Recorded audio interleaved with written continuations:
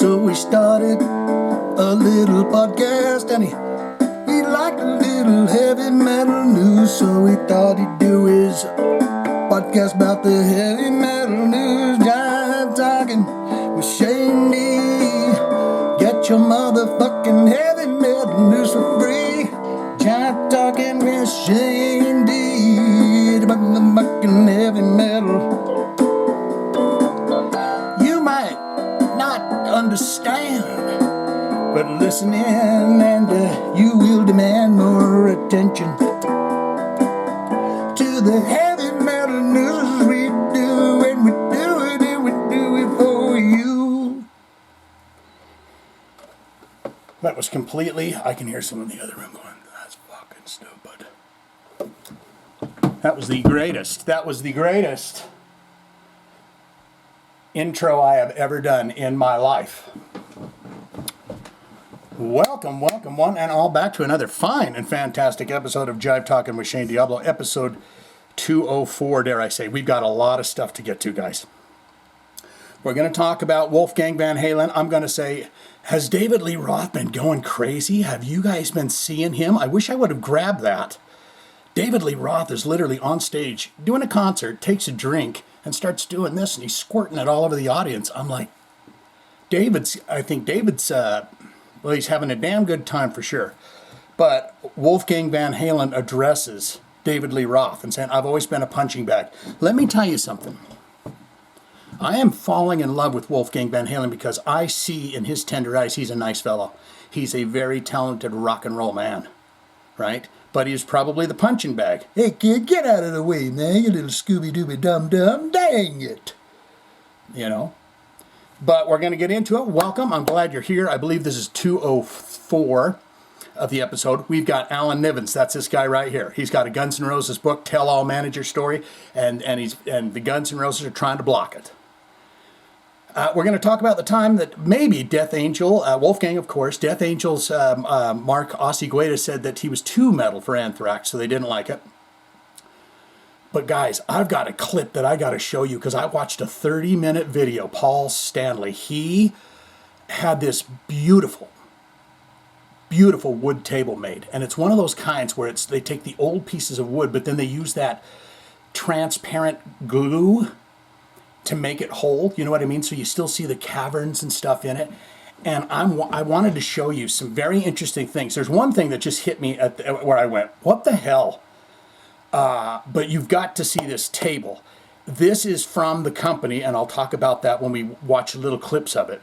But they fly out to Mr. Paul's house, and they set this table up in the dining room, and it is a beautiful table, and as many fucking sandings and polishings and everything else they had to do to that damn table, it had to have costed a mint. But we will get there, because I want you to see that beautiful table. I want you to see Paul's kind of, God, the little people, they just keep docking and docking it. They're all wearing Kiss shirts. It's got to be something though, right? You order a table, you order something, and there's people that need to come, and they're all wearing Kiss shirts, and you're like, oh, fuck. They're going to be camped outside all night. Anyways, we're going to get into it. Another quick thing that I thought was interesting is Gene Simmons.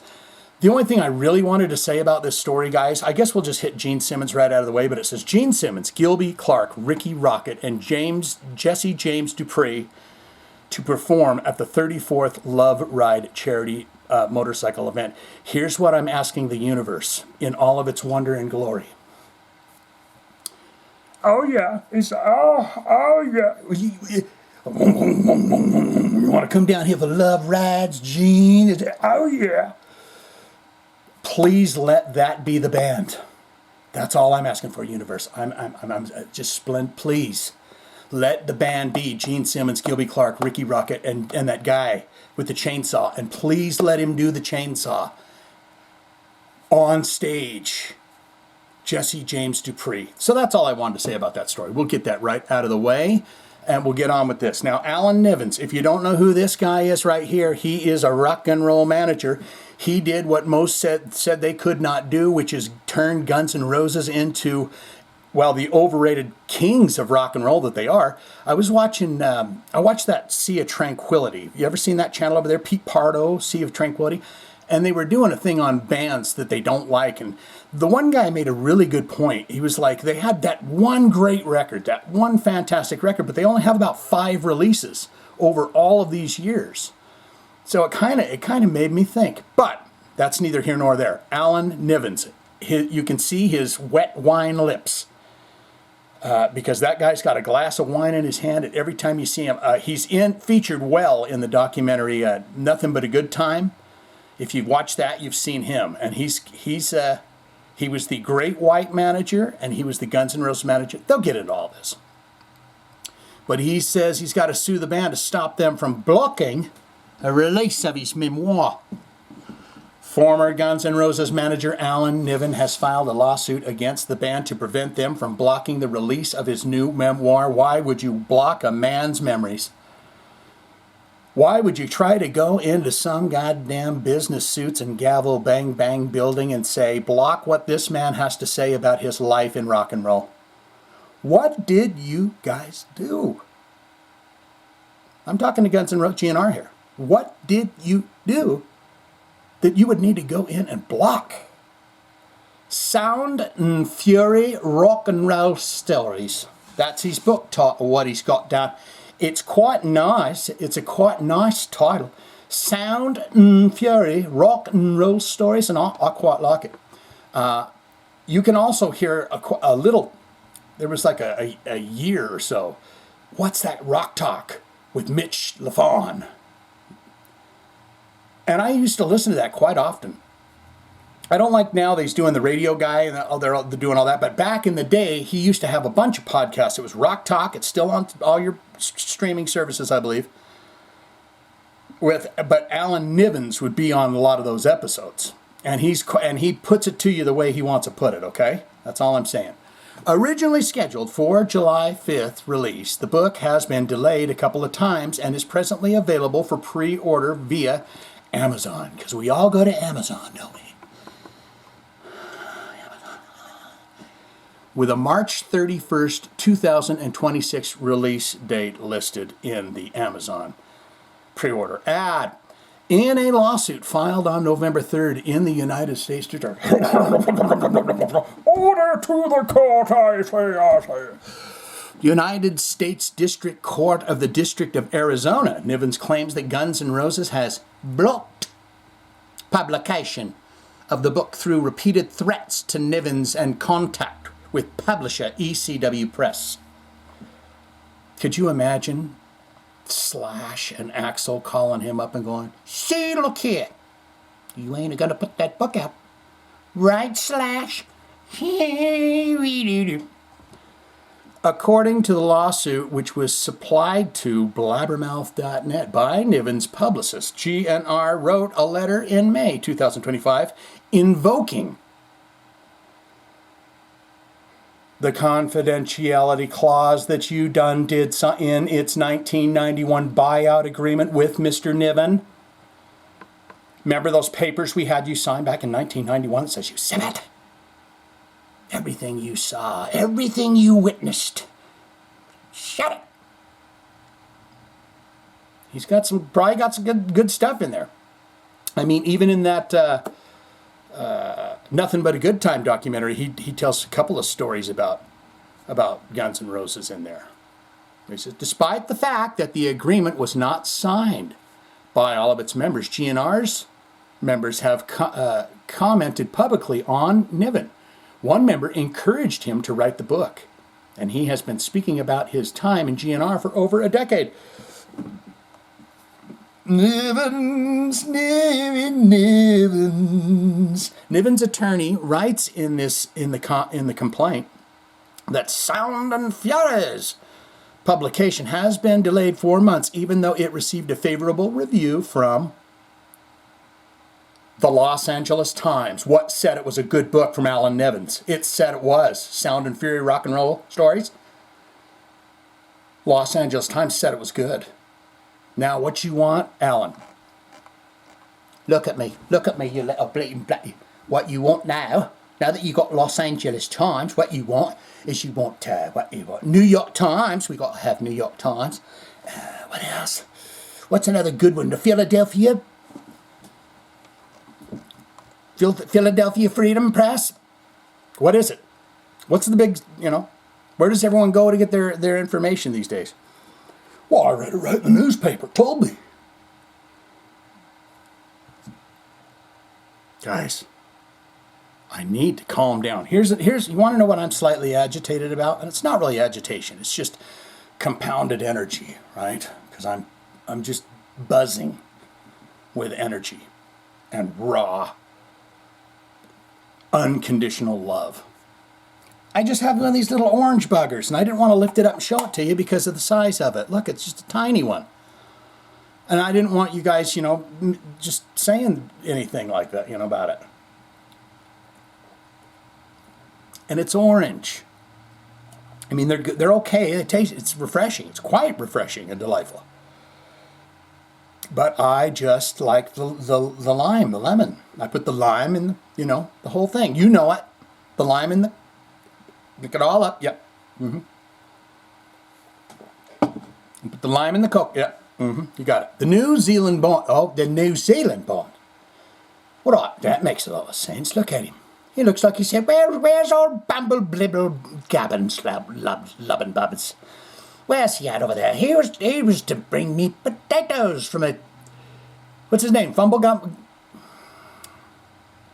Hobbits? The Hobbit. What's their names? Gumble Humble.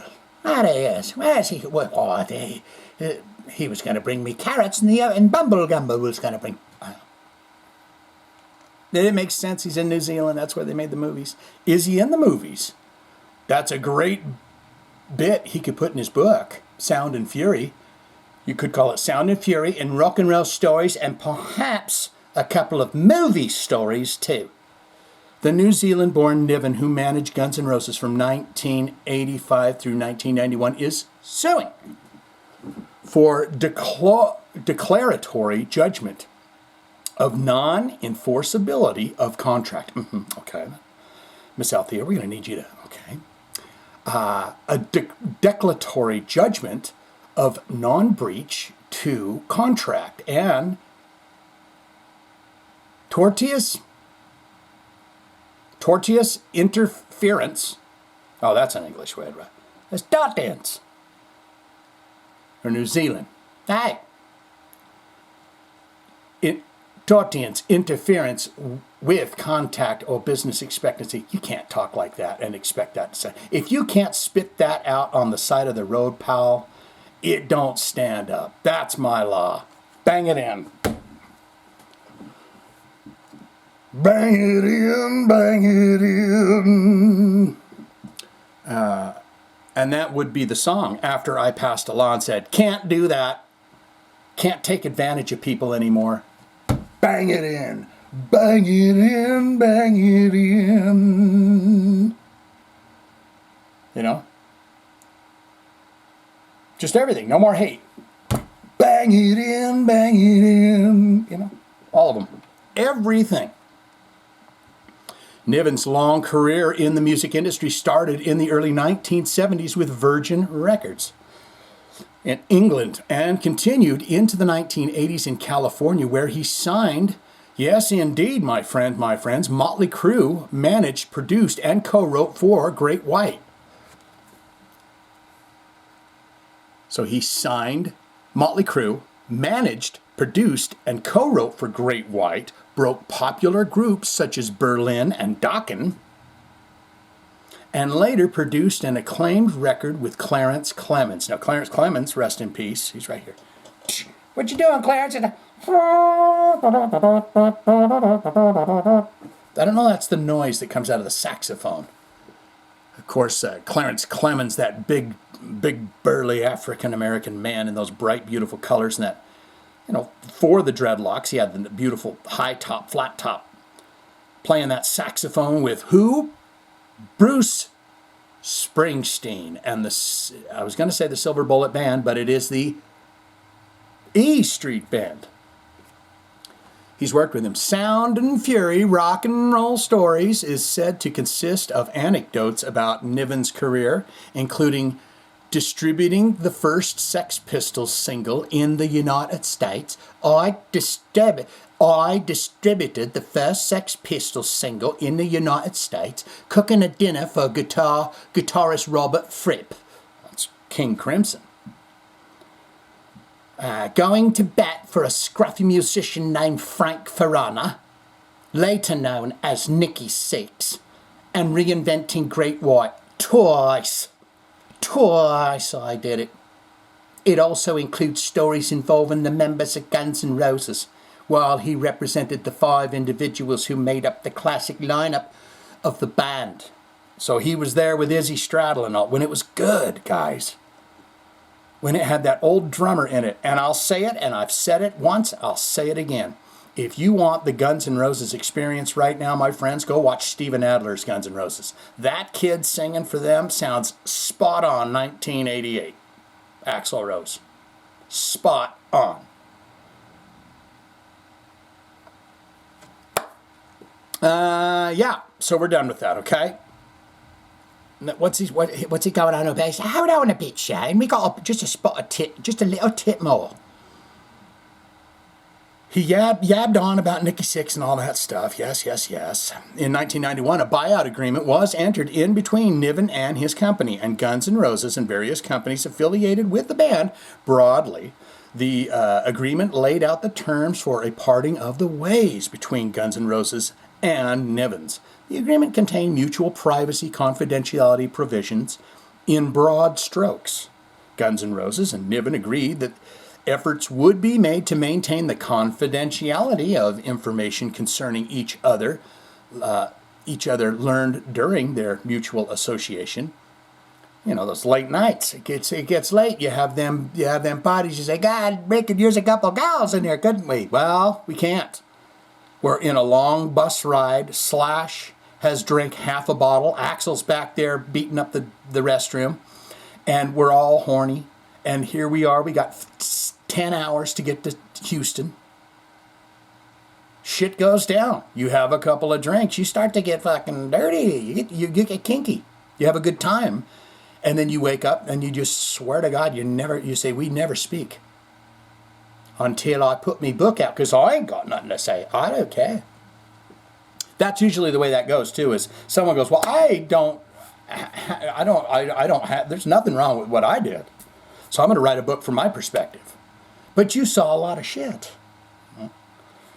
That's you as a person making choices in your life to do the things that you choose to do. And sometimes, well, and I'll say this, every time it comes back to bite. Every single time it comes back to bite. We're out of here on this. Wolfgang, you do, listen here, David. And that's David Lee Roth, where he says, yeah, I said it. I said, dooby. I said he's a little chunky little bugger. He's a chunky little, I said, Eddie Van Chunky sandwich, chunky bones. I'm telling you, Wolfgang Van Halen is a sweet son of a gun and a heavy metal son of a gun. And he likes heavy metal. And I think he was saying in that interview, Rick Beato. Never get it right. I can never remember if it's Nick Beato or Rick Beato. But when he spoke with Mr. Wolfgang Van Halen, he said he may do something heavier his next album around. And we've spoken about he did get the trademark on Mammoth, so it's not Mammoth WVH anymore. And he says he's always been a punching bag to Diamond David. And now, you know, those things come back to roost, don't they? Weren't we just talking just a second ago about how things come back? The pendulum always swings back, right? And if David Lee Roth's going, shboobity boop boop, baby, you're a little butthole. I don't even like you, Wolfgang. I think you're a doodle-doodle-doodle-dum. You know, whatever that is, it's going to come back to bite him. Well, now you have both of these fine gentlemen out on the road. One acting the damn fool, and that's not Wolfgang. And then you got another one who is tearing up the rock and roll charts. So you tell me how things swing. You're going to tell me, listen here, David. You're going to, you treated him like a punching bag for a lot of years, bud. And now the pendulum has swung back. That's why that idea of karma, treat people as you have always wished to be treated. That's David said, man, what are you talking about, dude? Wolfgang Van Halen brushes off criticisms from David Lee Roth. I've always been a punching bag. And I don't think that he's going to say he was a punching bag from Michael Anthony or a punching bag from his dad. That would be, that would be one hell of a twist on this story is, but his dad was a sweetheart of a fella. And let's just face it. And I wasn't getting ready to choke up there. I just had a little spittle or something there. Okay, guys? I don't want you guys thinking that I was like, oh. I don't want you thinking that I was thinking that Eddie Van Halen was, Valerie Bertinelli, I'll tell you right now, wouldn't put up with that shit, okay?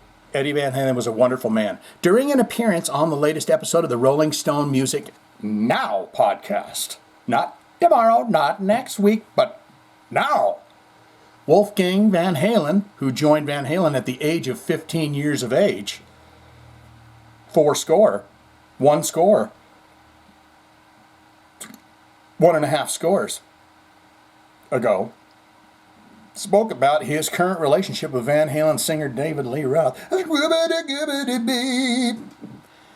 He's referencing the fact that Roth posted an audio clip to YouTube in January 2024 in which he blasted Eddie Van Halen's son for allegedly engaging in unpleasant behavior and making poor decisions during Van Halen's final tour.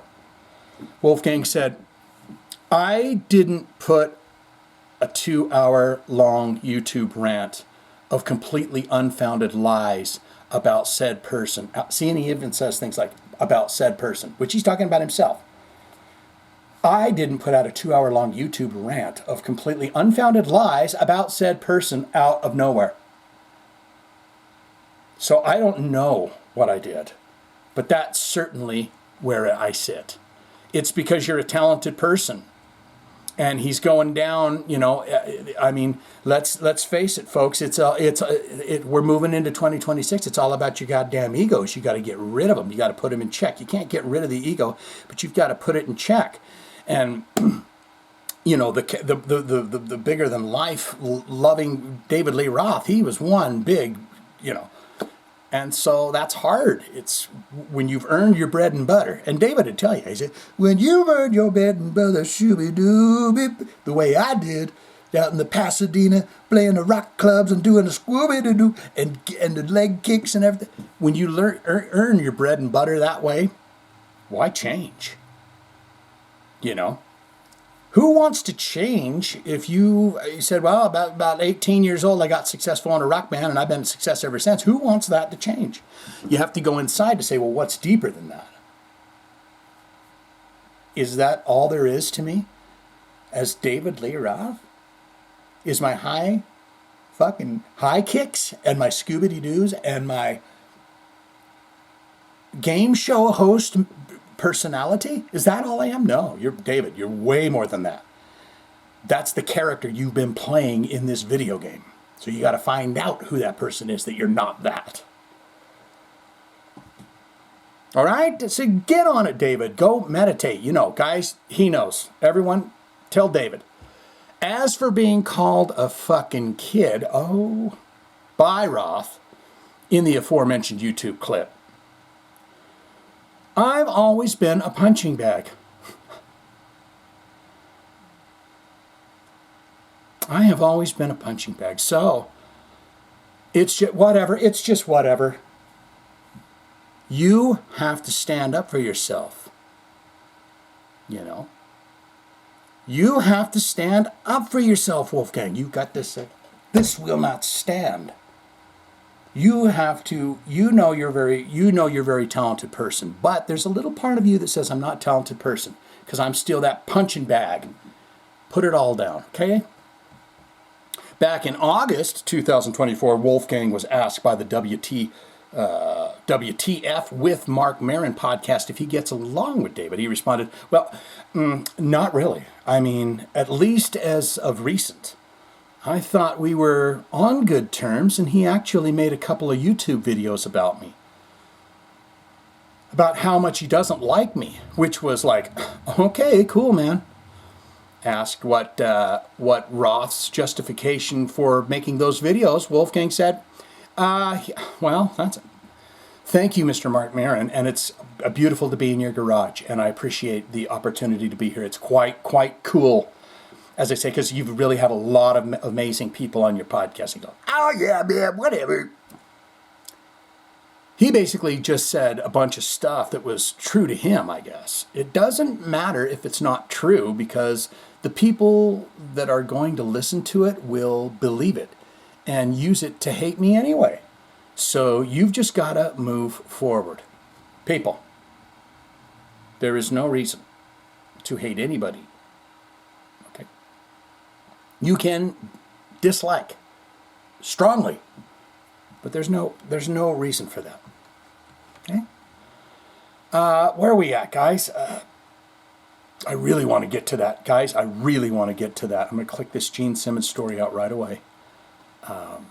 We got your comments too, right? But I really want to get to that video of Paul's table. Let's go through this here. Wolfgang, listen, hey, sweet piece. Look at this. Little wolfie pie, you're my little wolfie guy. You're my sweet little honey pie. When I kiss your lips, I kiss your eyes. You're my little Wolfgang Van Halen cucumber pie. That is not only sweet, tender, and wonderful to Mr. Wolfgang Van Halen. It is also done in the style of Mr. David Lee Roth. And did I say tender? Tender. So there you have that. This guy right here, look at that. Kerry King says, dude, you can't have any more of them faces where you're looking like you're having a good time. Okay? You gotta be looking like you if you're gonna be in my band, you gotta have a sinister, angry look on your face all the time. Mark Osigueda reflects on his 1992 Anthrax audition. I was too metal for Anthrax. It's too metal for him. Those are the eyes that says it, don't they? Don't those are eyes that say, I'm too metal, dude? Those are the eyes that may cast aspersions on me and say, he's false metal. And I'd say, sir, I'll have you know, I am not false metal. And sir, I'll have you know that if I had an acoustic guitar right here, I could strum out a room with a view, almost the chords. The whole song, because that was one of those tender, loving, thrashy songs, but it was like, okay, finally there's something for the thrashers, okay? So you can say, girl, baby, listen, I'm not as hard in this cold, this plaster, hard, cracked exterior that you're seeing. Listen to this. It's a sweet little love song. But then again, I don't think it is it? It's a tender, ballady type song, but, you're looking for him. I think it's a loss of love, right? Really? Okay. Let's get going here. I'm going all over the place. I have 1,000 micro thoughts that happen. It's great. But I have to keep focused, and that's why I take deep breaths. Pinky out on that, baby. See, look at that fucking false metal. Look at him. Aussie Guido's looking at me right now saying, look, he's got his fucking pinkies out. He's got his little pinkies out and he's enjoying his little Dwinkie with his little pinkies. You get off my back. It's okay to be exactly who you are and do not give a shit what anyone thinks. All right. Now, 1992 Anthrax, that would have been before they would get John Bush, circa Armored Saint. Yes? The official Death Angel channel on YouTube has just uploaded exclusive content from the band's 2024 Another Death Angel Xmas show.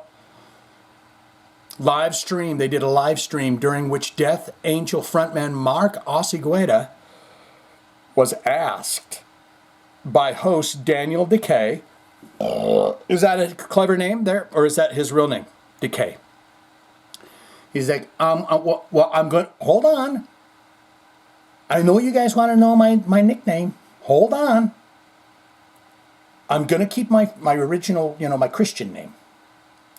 That my mother meat sack and father meat sack when they had me, and I'm this now.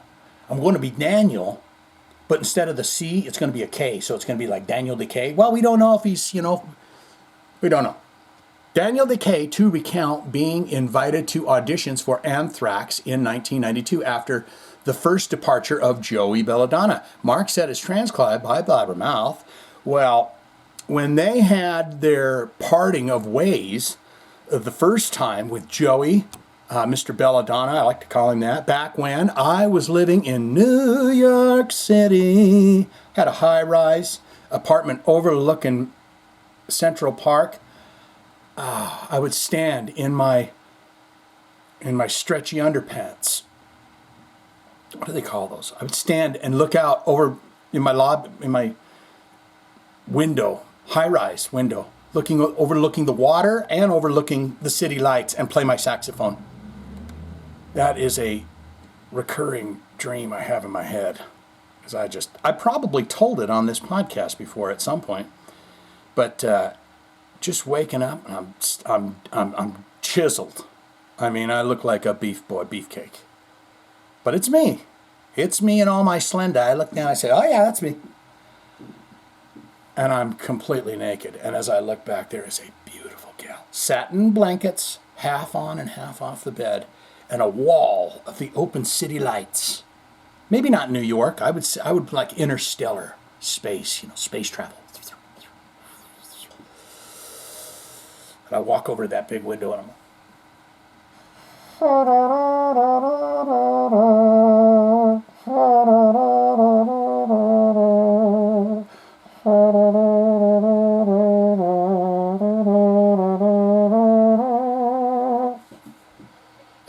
and I'm not looking back at the bed where the beautiful lady layeth, but she's watching me because she's looking at my ass cheeks. She's hearing the beautiful music. She's seeing the cosmic sky, space travel through my wall of window, looking out vastly.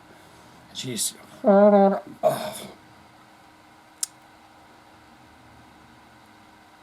just something else, right? New York. Anyways, Mark Osigueta is going to tell us he lived in New York. And that's how they get, you notice New York people get snotty when they live there. I haven't even lived there, and I'm already snotty about my dream of living there.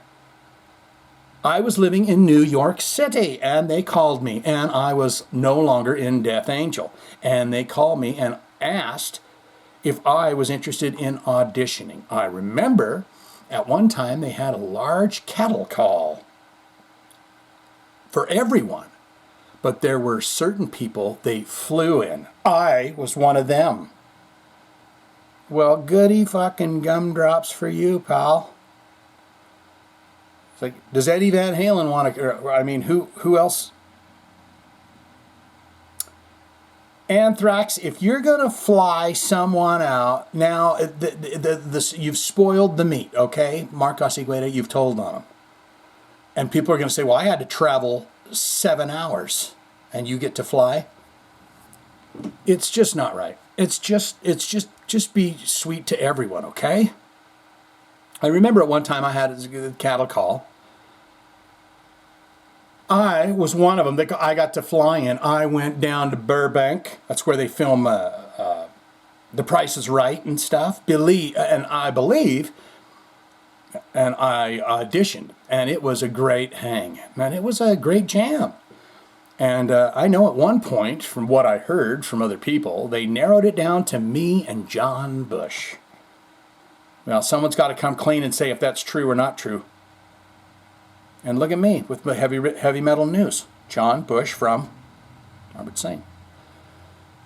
And this guy at the time, Spike Xavier from the band Mind Over 4. We got to find out what's going on with them. That's what I heard. And then I also heard from people in the band that they narrowed it down to me and John Bush. Yeah, and they tell that to everybody. It was you and the other guy we were going to pick. Hey, you, that drove 9.5 hours to get over to Playa. And one of the guys, Frank Bello, couldn't make it. It was between you and John Bush. Okay. Unauthorized. This is news we will not be talking about, but I found this very interesting. I've got to get to that Paul's Table. Sounds like a beautiful Counting Crows song. Paul's Table. This is fishy to me. This just strikes unauthorized documentary, and I'm not trying to put anything in the air or nothing. I'm just saying, is there something unauthorized documentary exploring relationship between late Static X frontman Wayne Static and his wife Tara Ray to begin production? Now, maybe this is the love affair that they had. I don't know the ins and outs of the Static X story. I know Zero is now the singer. That's besides the point. Looks just like the guy, except for it's robotics. You know. Great looking dude. Always did his hair up like that. But you push it. You push it. You push it. What? Love me long time. You push it. You know. She's very beautiful, and I'm just curious. So, just quick, then we get into that table. And the first thing you'll see is the guy explaining the process of the table and Paul going, oh, God. Oh, jeez. Filmmaker Matt Zane has announced the launch of a crowdfunding campaign in January 2026 for a new documentary exploring the intense and often turbulent relationship between Wayne Static X, and his wife Tara Ray. Why am I feeling like there was some kind of a double type of situation that happened that I'm not remembering? Production is scheduled to begin in January 2026 with Zane, a longtime friend and collaborator of Wayne's, directing and producing the project. Most people are unaware that I knew Wayne for about 14 years, and I actually knew his wife Tara before him. We were all close, and I worked on every project he did after leaving Static X. Zane previously directed all of Wayne's solo videos, including the Pig Hammer promo, Assassins of Youth, and Wayne's last music video, Noise Revolution. Have we done any of these? With DMC. That's from Run DMC, who was featured in the new fucking... Come on, Mike Buchanan, come on now. Where was DMC just featured and we just did it on the fucking channel? Agnostic Front's fresh, rockin' new video, and DMC was there. At the time of Wayne's death, the trio were developing additional projects, including an unfinished docuseries that aimed to chronicle the couple's life together. Okay, so it's just going to be about the blessing of love. And you please get in the comments and tell me if they're alive, you know, what's going on with it. Here's Paul, look at this. And the guy's going, and what we're trying to do is, and that's the table in that box. There's a box over here. And the guy's going, and then it was, there's like 1,000 polishes on this son of a gun. I mean, I'm going to show you right now. Black Forest Wood Company, I'm telling you right now, absolutely gorgeous work. This is from their thingy here. And just stellar. These guys are professional on some kind of a level that you cannot even imagine. And Paul knows this because Paul got online, he got in their Instagram, and he saw what they were doing. But I just wanted to give you, like, there's every video I show, see, there's that polytheory thing. They fill in all the wood, okay? So there's that table now. Now you see that? And it's kind of a smaller business. I mean, just gorgeous work, but I'm like, how much is this table going to cost? They're planing a little bit of it off. You know, and then he's chipping away and he's putting some sticky goo in there and he's doing something. What's he doing? You sick son of a bitch, you do that at home. You don't ever do that at work. This is the last time. And he's doing it on Paul's table. I mean, don't do that kind of shit. Now, there's a base that they build for it. I mean, anyways, guys, I was just fascinated. So, there's the first guy. First guy of the crew come in with a Kiss shirt. Hey, that he's like, oh, I just want one day. Can I have one day where someone doesn't come up and say, hey, Starman, give me an autograph? But okay, here's the thing. Now this is Dad, And Dad's right there in the way. No, he's probably the owner or something like that, but they get the thing down. I'm telling you guys, this is a 85-man job. I mean, as I'm watching this, the beautiful creativity and art that is going into this. And I apologize if you're upset with the way I'm doing this right now, but you will see some little clips. I would ask you to go to Delivering a Table to Paul Stanley of Kiss. And if I remember, I'll put a link to this video in this episode. But that's the table, guys. And it takes 85 men to get it in. And I'm like, what is the price of this table? And then there is a crescendo to this. So let's get, here they go. And the heave it boys, yes, it's the Starman. Go forward a little bit. Hold on. Can we go flat? We want to come this way. Hey, I think you should go flat on it. To go flat, we have to come back. We gotta stay up. What a minute. Hold on. I mean, look at that. Look at this. Too far. A little lower. More to the front door. Down. Come on now. Okay. Now we're gonna clip a little forward here. This is where they start tearing it off. I think at one point he's like, "Hey, come on, sweetie pie, come over here and tear it off with me." She goes, "You want me to come up be in the movie?" Watch. Come, he says, "Come over here and tear it open." Get up. I can pull it off? Yeah. You mean Paul? You gonna let me do it? Yeah. Get over here. Whoa. That's unbelievable. This table is abs to die for. Oh my God. Black Forest wood coat. That's amazing. That's his wine room or something because he got all them bottles of wine on the wall. See that? Oh, this is great. Wow. Oh, that's great. Cool. Wow. Anyways, dinner's going to be ready, guys, in a few minutes. Get over here into it. There's Paul. He's caressing it now. He's really talking. He's right when he says it's art. And this Kiss shirt down here, he's down in the corner, and he's trying to get, some bolts put in. But Sequential, cut from the same tree, close to the outside of the tree, so that's what gives us the more exaggerated scope on the edge, because it's right to the outside. Yeah. It's like looking at the brain. when I tell you the amazing work, and I'm telling you guys, I just stumbled across this video, okay? Just like I saw when it was Paul Stanley's going to show his gym to somebody. I can't remember what YouTube channel it was, but he was going to show his gym. He's never been in a gym in his life.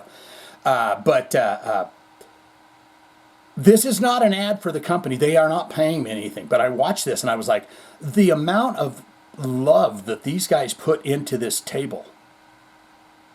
It's like, you'd want to hang on every word they're saying. I think he does go, how old is the when did the tree die? Crazy. And just a nice soft finish on it too, right? Crazy. Amazing. There's one part where Dad wants to start telling a story and you see Paul just drain. There he is. There's Dad. I'm actually the founder of our business here. I have heard. Oh, Jesus, he's the founder. Proudly in business with the Black Forest Wood Company. It's absolutely gorgeous. I've been hearing everything. Really good. Paul says, whimsy. Yeah, what was it, about a year ago, Paul, that you ordered this? Yeah. Look at how amazing that table is. Honey, we're gonna have some wine. Just in case. It's just like I'm just thinking to myself, how much? I mean, it's beautiful art, but how much? I'm just thinking of the man hours. Everyone there, they had to fly, right? This company ain't down the street. They had to fly from Canada or something. But that's Paul. He demands the best.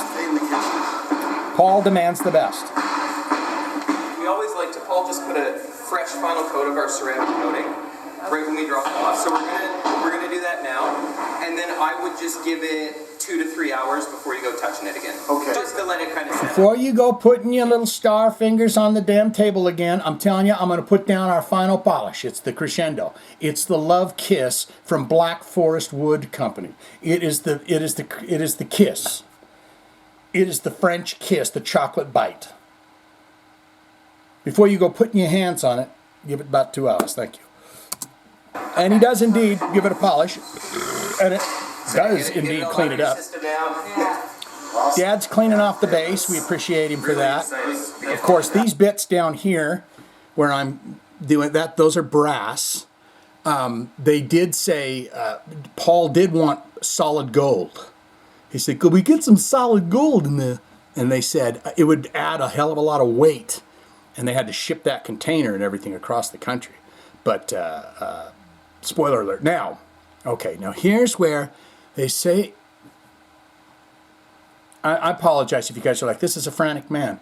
But I want you to go watch this whole thing, but I want to share some of my favorite bits. Now, there's a moment here coming up where I think it's father and son, because Dad's going to tell a story.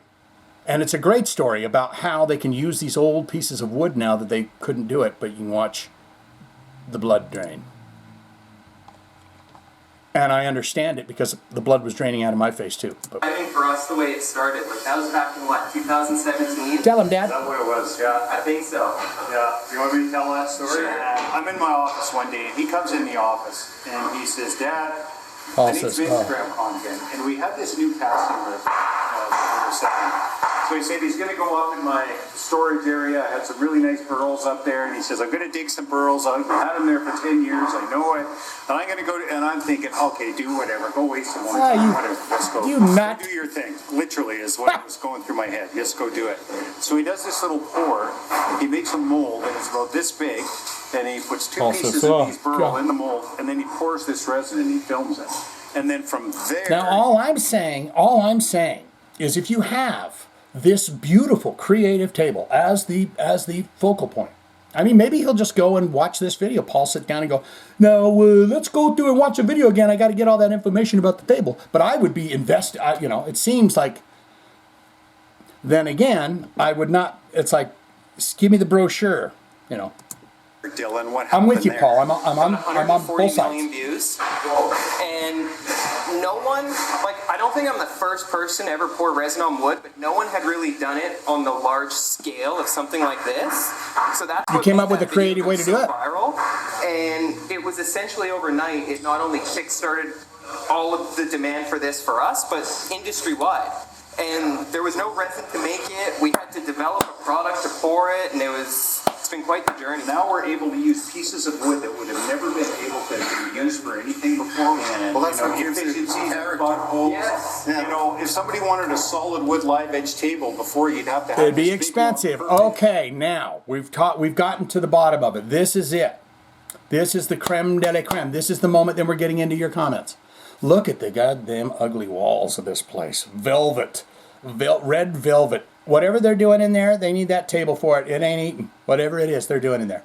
But here's the thing that struck me, and I watched this, and I love you. And Black Forest Wood Co. If you'd care to send me a check for, links down below. If you care to send me a check for this commercial, because indeed, I was extremely impressed with your quality. I could never afford anything like that. And let's face it, I don't have a wine room that I could put a table of yours in. But if you'd care to send, that'd be wonderful. But I thought, that is an ugly ass room that he's got that beautiful table in. And then it gets even worse. Why? Piece of wood with perfect edges on it. And I'll show you. And they just don't exist. So now we're able to use all Look this at that regular ugly wood. ass More carpet sustainable that he's got because, that sitting on. You actually use Look 100% at- every tree now. Yeah. There is some shots in this thing when they set it up. There's some wrinkles underneath there. But this rug is absolutely ugly. And you've just put a 2-ton table on it. Honey! Oh, jeez! What are we going to do? What do you do now? Do you get everyone to come in and lift it? You got to get everyone, everybody. All of the kitchen staff, everybody's got to come in. We got to shift this table, and someone's got to roll a new carpet under there. Anyways, that's all I got to say about that. I think we're doing great time here. It is now time for the Jive Talkin' comment section. Have I been just space cadet all day? I'll tell you, I went downstairs right before this. I got on the treadmill. I made a playlist of just those songs where you're like, I gotta, gives you good vibes. I gotta run. I gotta listen to it. It's good with movement, you know, those kind of songs. And so I kept going and going and going. There's a thing that happens once you get into like a repetitive rhythm where you kind of get in a trance. You know what I mean? Even if you're going slow, but you're like, and you just totally spaced me out. And then, of course, a mother and 2 deer in the backyard. There's a little gap in our fence in the back. And I always worry that they're not going to get out and get in, but there's no dead deer back there. You know what I mean? They get out. But some days you're like, how in the hell is there a whole family of deer through that gap in the fence? But they can do it, and that's the amazement of deer. That's what I saw today, right as I was on the treadmill, trying to release a little bit of the extra energy I have before I got on here. It's time for your comments. Let's do that. But I see Peter Chris here. Another piece of I'd like to know about. Where's the song? October 31st, he put a little ad up. And then on October 31st, he put out another little ad where you can hear a little piece of the song. Why didn't you just put the song out? Or I am completely out of it. I tried to find the song because I was hoping that we could do it as a first listen or a let's listen, but I don't think I can find it. It's not on the services, so he's going to try and sell you CDs or something. Big Tone coming in here. Big Tone says, I'm sitting outside taking in 203 and hoping this comment doesn't get nuked. Didn't, bud. No more faith in a Faith No More tour. Not a problem. I was never really into them. Yeah, they weren't for everybody. I'll tell you, man, they sold me. When they got booed off stage and the opening for Metallica, I was sold. I said, was that a fake band? They had one t-shirt. I said, is that a fake band? Didn't know anything about it, and then all of a sudden, epic, and I went, that's that band. Holy shit. I love bands that shook it up, shake it up. Right? I like the Cars. They got a song, Shake It Up, you know. I like bands that shake it up. Big Tone says, the new Peter Chris stuff could be interesting depending on who's in the studio with him. The little piece I heard didn't sound shabby. I'm hoping everyone is doing well. A great job again, as usual, with the JT Heavy Metal podcast, and very entertaining, even when there's not a lot going on. It's true. You have to learn to love yourself, and you have to learn to love your own. It's wonderful when you can get to a place where you can really enjoy spending quality time with yourself. And you say, this is where I really feel at home, is right inside with me. Good old reliable. I've tried to get a few requests into you on the reaction vids. They don't seem to be reaching you. Any idea how to get them to you would be appreciated, and that I will not forget. Spadagang! I haven't seen a Big Tone, but you're saying, I love that he's staying with the rules.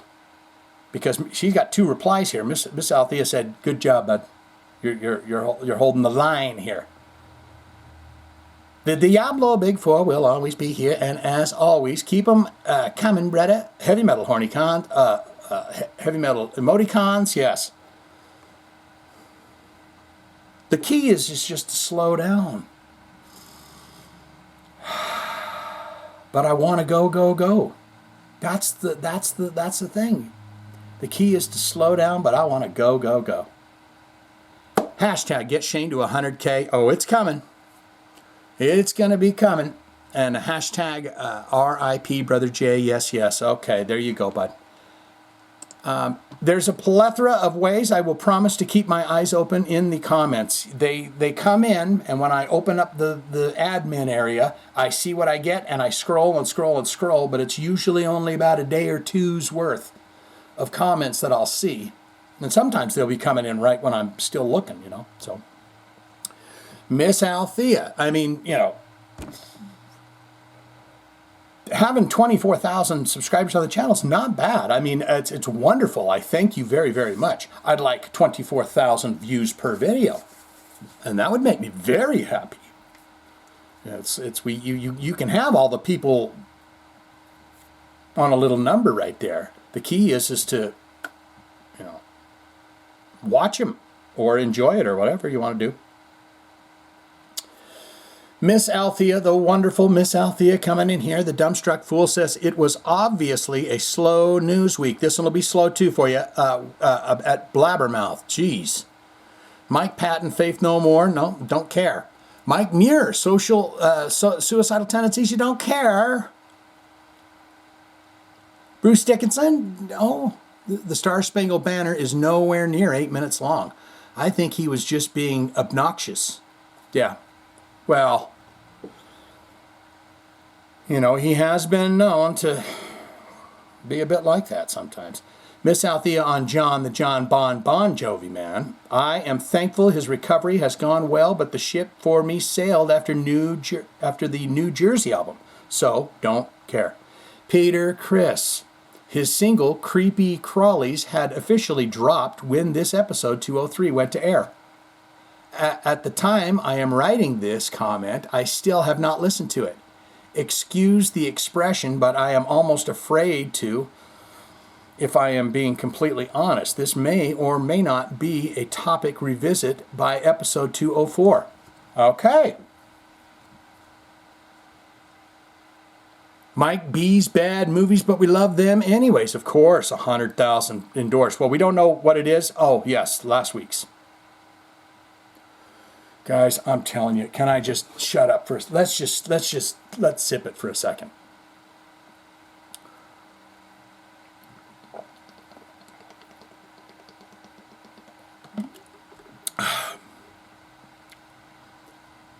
Isn't that nice? Sometimes I just gotta let my brain sit. I'm trying to get to the next word before the next word's even there in my eyes. It may be for revisit in episode 204, where she may speak upon the Creepy Crawly song, what she has not heard yet, and apparently it is out. Mike B's Bad Movies, but we love them anyway. Of course, I 1000 endorse Kiss Meets the Phantom of the Park, the original version that aired on NBC in the United States, not the edited for theaters in Europe. Bang. That's what I saw. That's what I saw. And it was a whole big thing with the commercials and going, oh God, it's going to be on. It's going to be on.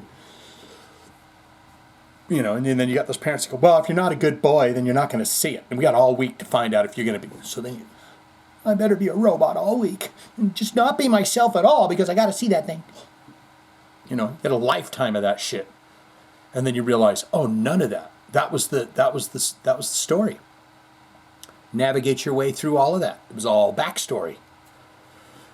Not the edited Euro version, which was retitled Attack of the Phantoms. Okay, I wondered about that. It is so damn cheesy you could slap it between two slices of bread and grill it. And serve it with a side of tomato soup. Epic. And for those out there who have not watched Shane Meets the Phantom of the Park, please do so now. Thank you for that. I also highly recommend everyone watch your karaoke version of Beth in Phantom green screen style. Yes, thank you for that. You floating next to Ace when he does that classic eye roll is everything. Keep on keeping it bitchy, spacey. Yep. Yes, I am going to make bitchy spacey a thing. Rest in peace, Ace. He's a delight. He's right here. You know, just dimensionally call upon them. Say, hey, where you at? It's just very dense here. Very dense in the material. You know. We are living in a material world, and I am not a material girl. You know, we are living in a material world. Johnny B coming in here, and he says, so the singing of the UK national anthem had me laughing so hard I had to pull my truck over. Take a minute to laugh. That's not the first time your podcast has done that, and I know deep in my heart that it won't be the last. In case you missed it, here are the UK national anthem lyrics, according to Shane. Hello, governor. Here's me tax, here's me tax, here's me shit, pick the trash. Here we go, governor. Here's me money. It's pretty good, isn't it? It really rolls. Here's me money, here's me poor, I am poor. So damn beautiful. I stood up fully erect, placed my hand over my heart and sang it with pride. Yep. Put that on a flag. You know, put that on a flag. No, put a big heart on a flag and say, what are you doing, knucklehead? You've gotten too far away from who you really are. It's time to come back. It's time to wake up. It's time to wake up. You've gone too far. You got to come back to yourself. You know, everything is outside, but this and that, and you got to come back in. Put that on a flag. Not the come back in part, but put that other thing on. Don't put it on a flag. There should be one flag, and it should have a big earth on it, and it should have a big heart in it. And it should also have the you know, say, don't be a jerk anymore. You don't have to be. You know, these people that are so aggravated and so angry all the time, they don't have to be. But it's now a facade that they've put on that they have to, I got to keep it up now. And all you can do is just fall to your damn knees and say, I'm sorry. I realize I'm a fucking asshole. And that is when it all starts to change right there. Kapoof. Then you start saying things to the quantum field, to the universe. You start saying things, loving things out loud.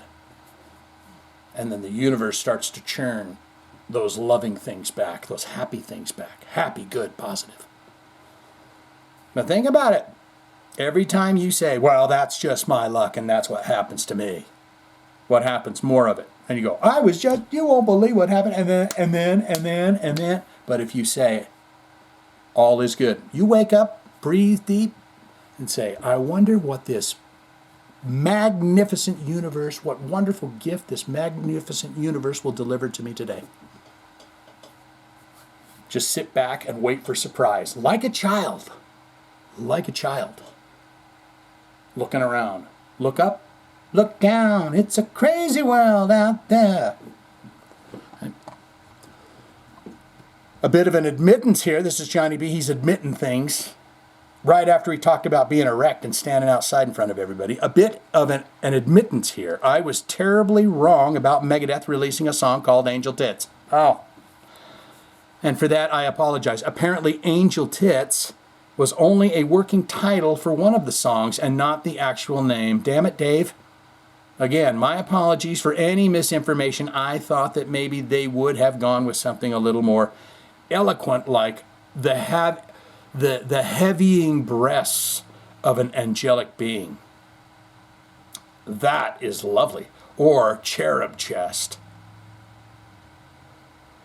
You know, you could turn those over to Striper probably too, or something like that. But no, that whatever the heaviest song is on the new record, that it had to be the working title of Angel Tits. I think I missed something there, but okay. Johnny coming in. Johnny and John Bon Jovi right there next to each other when I'm trying to think like that is hard. Johnny B, John Bon Jovi. needs to just head out solo. I just got it alone. What? John Bon Jovi needs to just head out solo. Just got it alone. Just go it alone.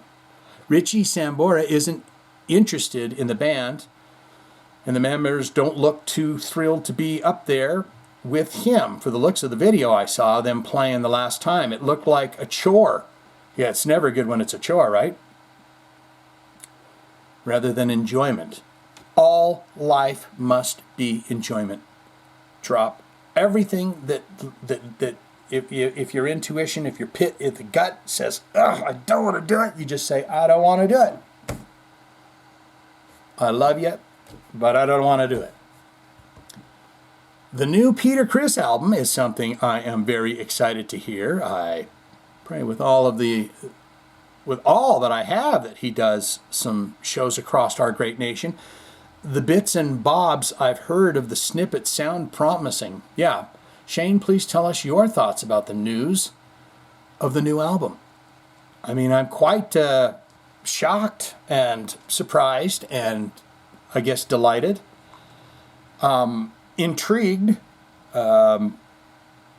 hopeful, and I'm also leery. So that's all I got this week, friend. I hope you all are doing great and enjoying this fall weather, soon to be extremely cold and nasty. Until next time, keep looking up, keep asking questions, and keep your angel tits heavenly. P.S. Shane, these podcasts just keep getting better. I'm happy about that. I've been laughing hard all week, and as I took a trip down... Laughing hard all week as I took a trip down yesteryear and listened to some older stuff. Just awesome. Hashtag get Shane to 100K. Oh, it's coming. Long live the Diablo 4.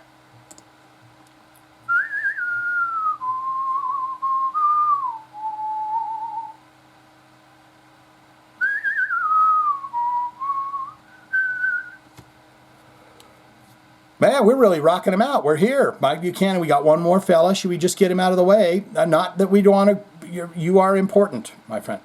Okay? Daniel, man, I love Faith No More all eras. I'd totally go and see them if they continued without Mike Patton. Play their back catalog and create new music. That's interesting take. Yeah, that would be interesting. I saw Faith No More back in the day when Limp Bizkit opened for them, and it was a smaller club. It was probably about 2,000 people. And Limp Bizkit, and like 6 months later, boom, Limp Bizkit was everywhere. And literally a month or two before that, I'm watching them opening for Faith No More in a small club. Crazy. Or maybe they were pretty popular and I didn't even know it. Or they couldn't have been too popular because it was a tiny little audience. But it'd be music that makes you think with your crotches. All right, I'm reading all this again for Daniel, okay? Man, I love Faith No More all eras. It'd totally go see them if they did the back catalog and created new music with a new singer. It would be music that makes you think with your crotches. A little Paul Stanley on a little bit of Paul Stanley there. He said, guess what, guys?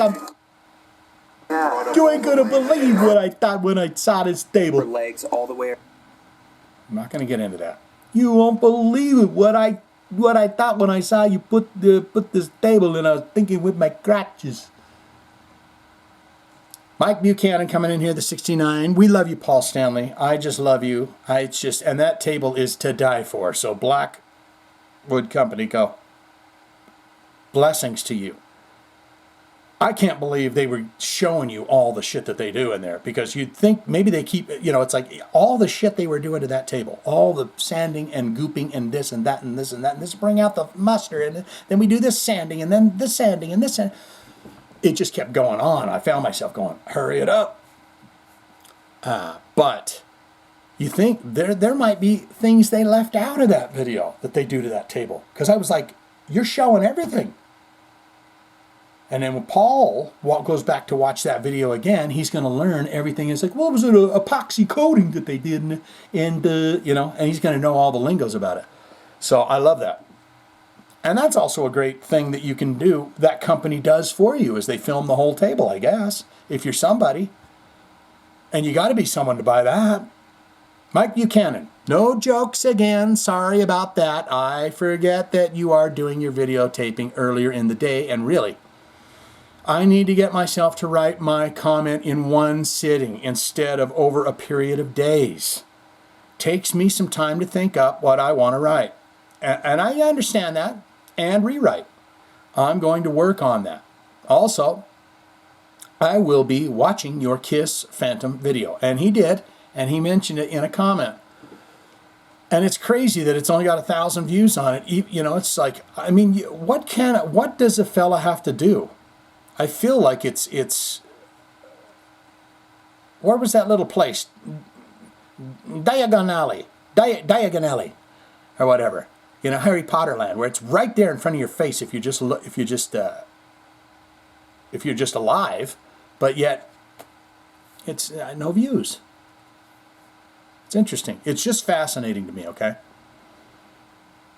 On this week's Movies Good or Bad, but we love them anyways, a true classic, Frankenstein, 1931. As I normally do during the month of October, I gravitate toward horror movies. And this past October, I went classic Universal monster movies. Oh, okay. Dr. Jekyll and Mr. Hyde, Dracula, Frankenstein, The Mummy, The Invisible Man, etc. The Invisible Man, I seem to remember that being pretty psycho. Like, it's pretty horrifying, right? And even the Abbott and Costello Universal movie. Of them all, Creature of the Black Lagoon is my favorite. That was my favorite character too. But I've already done a review of the movie. Frankenstein still lives up to today's standards. And yes, I will be watching Guillermo del Toro's version of Frankenstein next week. Frankenstein's monster, created by man, destroyed by mankind. Boy, that story, isn't it? Timeless. James Whale's Frankenstein is not just a horror film, it's a tragedy cloaked in the shadow of science and lightning. Beneath a spectacle of laboratory storm clouds and grave robbing lies a deeply sorrowful tale about loneliness, rejection, and the human cost of ambition. Boris Karloff's monster is less a villain than a child lost in a hostile world, his trembling hands reaching for light. His wonder at a flower floating on water, his innocent longing for warmth, all are crushed by the cruelty of those who fear him. Yep. Each scream for the villagers, each torch in the night, in another reminder that he has never given a chance to simply be. He has never been given a chance to simply be. Henry Frankenstein Hubers, the dream of creating life, becoming his undoing. But the greater tragedy is not his downfall, but the monsters brought into existence only to suffer, to wander without belonging, to learn only despair. His cries echo with a grief that transcends horror and cuts into the marrow of empathy itself. One could make the argument that indeed we are living that, and that just around the corner is the awareness and the openness to the existence that we have all had. That is deep. The closing flames of the windmill the closing flames of the windmill do not feel like victory. They feel like the smothering of a fragile life that asked for nothing but acceptance. The monster's death is not the ending of a monster, but the silencing of a soul that never knew kindness. Hey, I'm telling you, you're doing great here, pal. You're doing good with your words. In the end, Frankenstein is a story of is a story not of terror, but of sorrow. The sorrow of a creation unloved, of a maker blind to the humanity in his own work, and of a world too cruel to embrace something different. It's changing. Big time.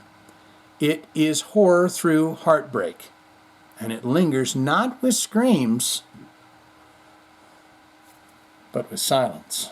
Grab your favorite beverage, sit in your favorite chair, pop some popcorn, and press play, I say, to Frankenstein 1931.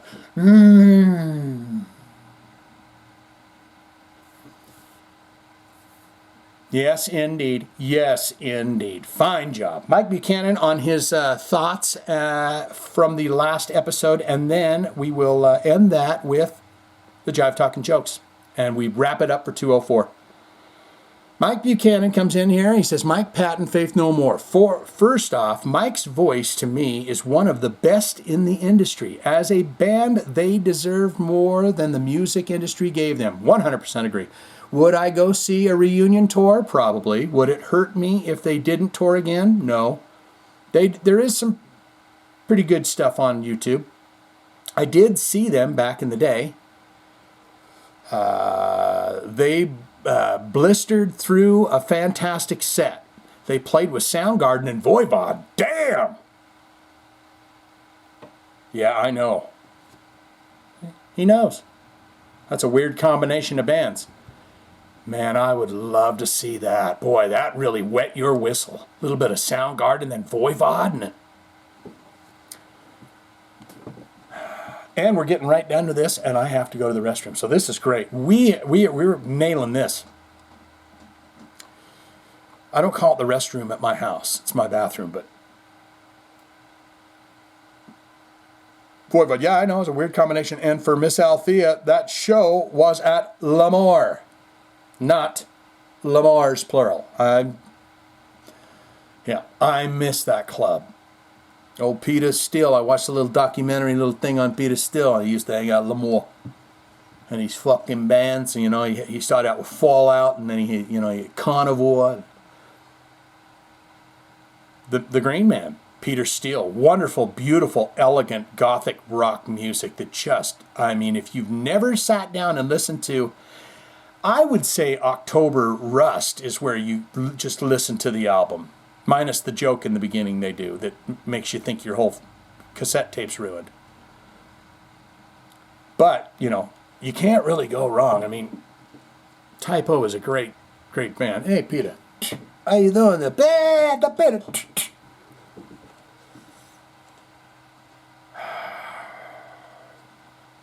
He misses the club, L'Amour. I won't make that mistake again. I know Miss Althea said, hey, it ain't with an S on it. They don't like that when you do that. Mike Muir, let's just get this one out there. I'm sure I've mentioned this before. Suicidal Tendencies is my all-time favorite band, and maybe a glimmer of hope that there's a new album coming with the release of Adrenaline Addict. Will it, and it shall appear. It shall happen, my friend. Wish it to be wonderful. Wish it to be good. Mike Buchanan on Bruce the Dick Man Dickinson. Let's get Bruce to sing the national anthem for the Super Bowl. He can do Johnny. What is it? Who's the big ones? I don't know anything about celebrity culture, politics. I don't know anything that's going on out there in the world. I have sequestered myself to the things, all things I love. So I don't even know like who's the big, really popular artist right now. I mean, you think I would see that, but I'm so far into what I like, I don't know. So who's the big one? Is Beyonce still popping off? You know, Bruce Dickinson's not going to get the Super Bowl. But I would love that if he was. I'd like to see Bruce Dickinson and the singer for Ghost stand there right next to each other on an empty stage and do it.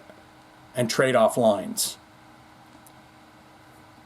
That would be a dream. Mike Buchanan on John, the John Bon Jovi man. Glad he's doing better with his voice. And if it wasn't for ticket prices being in the hundreds, I would take my wife. Say we gotta hold on.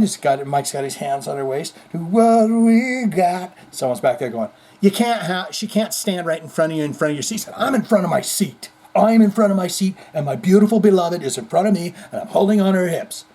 And there's an empty spot there for when she decides to go back over here. You gotta hold on to what we got. It doesn't, what do you do? That's a good loving move to make, right? And your girlfriend, you put your hands on their shoulders. It doesn't make a difference if we make it or not. It's been a while since I've been in a relationship. John Bon Jovi, glad he's doing better with his voice and stuff. If it wasn't for ticket prices, yeah, hundreds. You take your beautiful beloved to see him, but she always wanted to see him. She wanted to see him live. And so you're not going to go spend the ticket price. She says, dear, yes, dear, my love. Making the best rib roast I've ever had in my life. Yes, dear. Well, I've always had that dream, seeing Bon Jovi live. Mike Buchanan on Peter Criss. I've heard the new song, Creepy Crawlers. The song's on his upcoming new album titled Peter Criss, and Kiss, it's not that, which is good. Didn't want to hear a solo album and get the sound of the band he was part of. Yeah. I don't know if I read that properly, but that's what we're going with. Daniel, did I give you a heart? I didn't, dear. There you go. All is well and wonderful in your world. I'm hoping for that. And now we get into Mike Buchanan's Jive Talkin'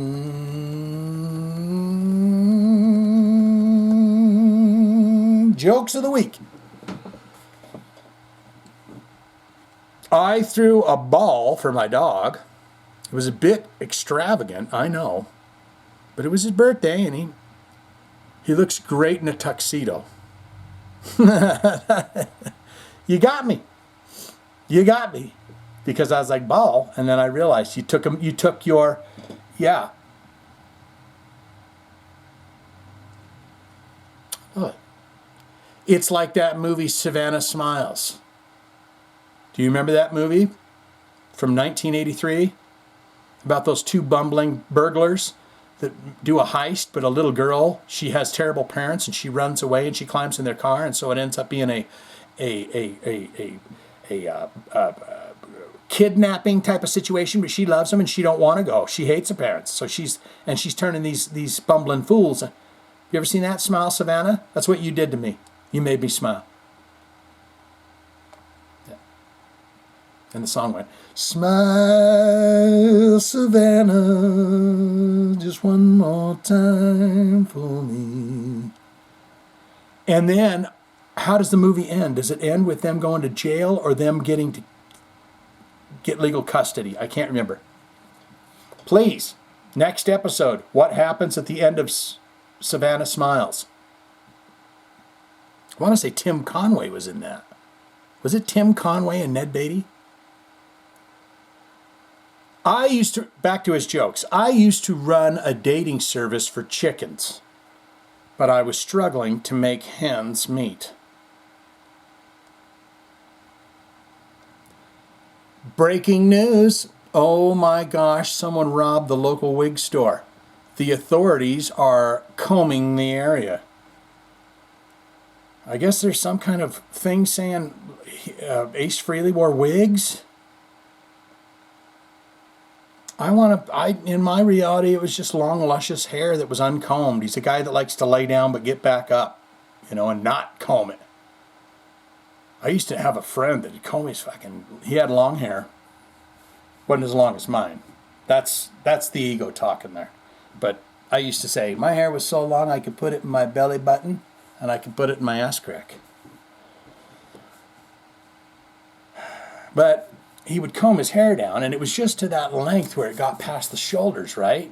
So when you turn your head or anything, it would kind of clonk up and get weird on you, So he wouldn't turn his head, and he'd be like, hey, what's up, man? Ah, cool. Right on, let's go rock it out tonight. Yeah, we gonna go drinking? Cool. I don't know why you needed to know that, but I always thought that maybe Ace Frehley had bedhead. He doesn't strike me as a guy that is all that concerned about hair maintenance.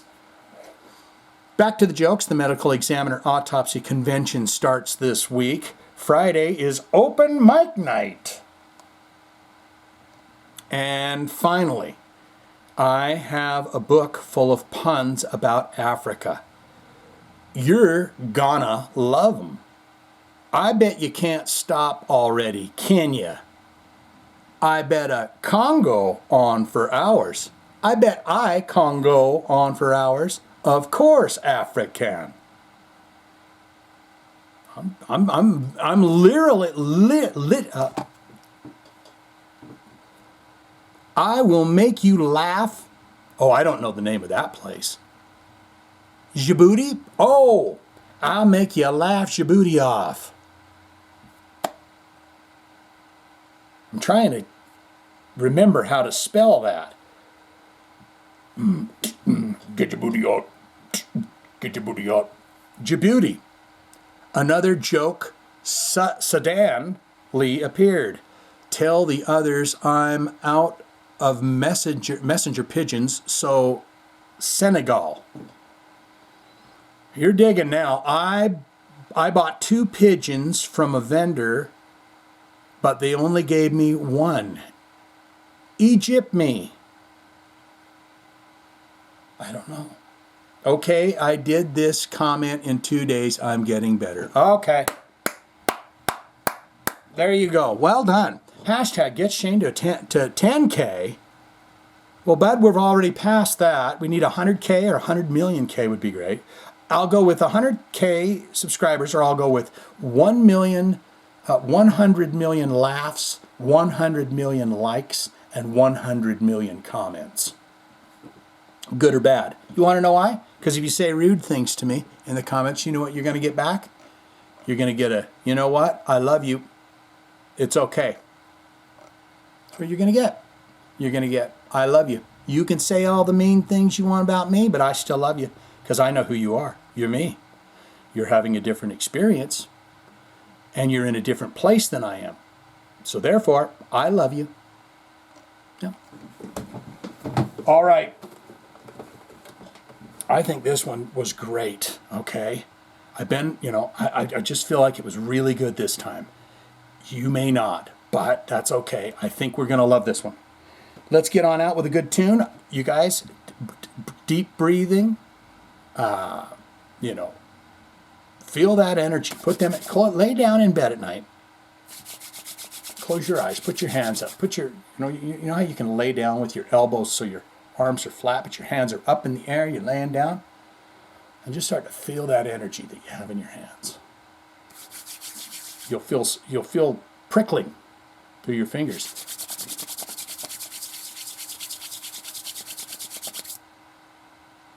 And then you start to feel that energy. And then, here's a fun thing you can do. You'll close your eyes, and you can feel how far you can get away where you can still feel that pressure on the palms of your hands.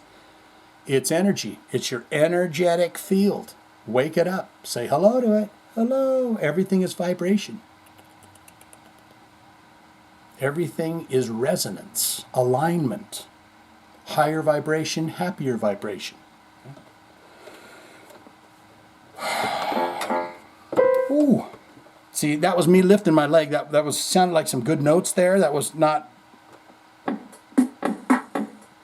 a song.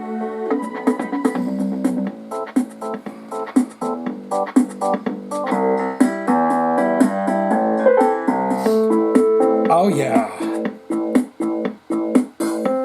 Let's get a good